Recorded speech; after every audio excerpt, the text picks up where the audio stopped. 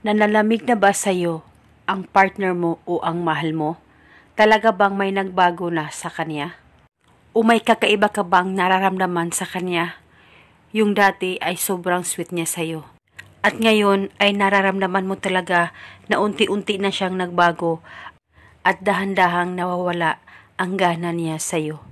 Gusto mo ba na manumbalik ang nararamdaman at pagmamahal niya sa'yo? Pwes, gawin mo itong ritual na ituturo ko sa inyo ngayon.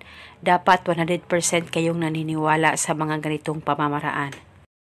At pwedeng gawin itong ritual sa kahit na anong araw o oras na gusto mo. Una, ang gagawin mo lamang, isulat mo sa papel ang pangalan at apelido ng target ng 7 beses. At kung alam mo ang kanyang kapanganakan, ay pwede mong isulat ito ng 1 beses lamang sa ibaba ng kanyang pangalan at apelido pagkatapos mong masulat ito ng 7 beses. At kung hindi mo alam ang kanyang kapanganakan, ay okay lang, huwag mo na po itong isulat as long as masulat mo ang totoong pangalan at apelido niya. At pagkatapos mo nang masulat ito, kumuha ka lamang ng lighter o pusporo at sunugin mo itong papel.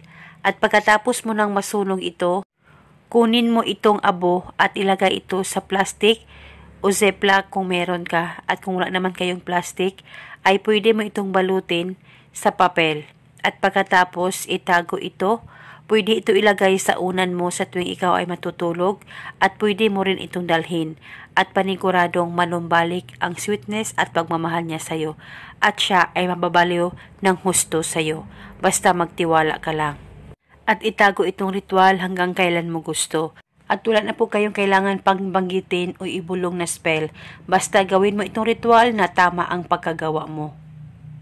At ito muna sa ngayon. Maraming salamat po sa panunood. May God bless.